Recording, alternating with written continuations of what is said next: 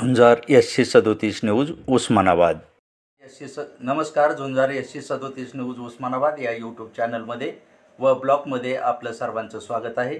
मी आप्पासाहेब शिरसाटे, झुंजार SC37 news Osmanabad या YouTube चॅनलचा मुख्य संपादक आपणास देत आहे उस्मानाबाद व धाराशिव परिसरातील दिनांक 15 ऑक्टोबर 2025च्या 10 ठळक घडामोडी। दिवाळी नाताळ या सणासुदीच्या काळात तुळजापूर येथील कुलस्वामिनी तुळजाईचे मंदिर मंगळवार, शुक्रवार, रविवार मंदिर समितीच्या निर्णयानुसार दर्शनासाठी उघडणार मध्यरात्री 1 वाजता। तुळजापूर येथे दर्शनासाठी आलेल्या भाविकांसाठी होते पार्किंग शुल्काच्या नावाखाली नगर परिषद व तुळजाई मंदिर समितीच्या 2 पावत्या फाडाव्या लागत असल्याने आर्थिक लूट। आंबी पोलीस ठाण्याच्या हद्दीमध्ये 17 वर्षीय मुलीवर झाला अत्याचार। दिल्ली पीडितेच्या तक्रारीवरून 18 व पोस्को अंतर्गत केला गुन्हा दाखल। धाराशिव उस्मानाबाद शहरात फळ विक्री करणाऱ्या महिलेस फुकट आवळे देण्याच्या कारणावरून 14 ऑक्टोबर 2019 रोजी अश्लील भाषा व मारहाण केली। या कारणावरून जिल्हा सत्र न्यायाधीश SG दुबे यांनी 3 आरोपींना दिली 3 महिने कारावास व 1,500 रुपये ठोठावला दंड।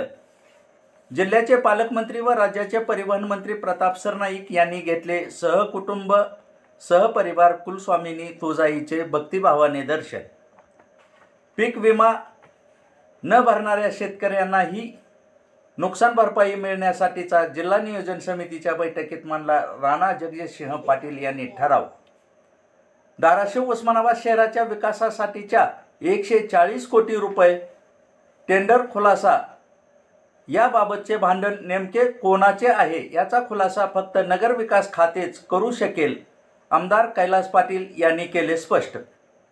धाराशिव जिल्हा बँकेला डबघाईतून बाहेर निघण्यासाठी अर्थसहाय्य करावे म्हणून बँकेचे अध्यक्ष बापूराव पाटील यांनी दिले प्रवीण दरेकर यांना पत्र।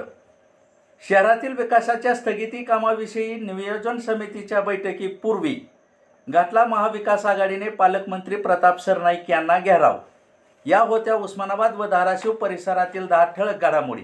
अशाच घडामोडी पाहण्यासाठी झुंजार SC37 न्यूज लाईक करा, शेअर करा, सबस्क्राईब करा, तसेच बेल आयकॉन दाबायला विसरू नका। धन्यवाद।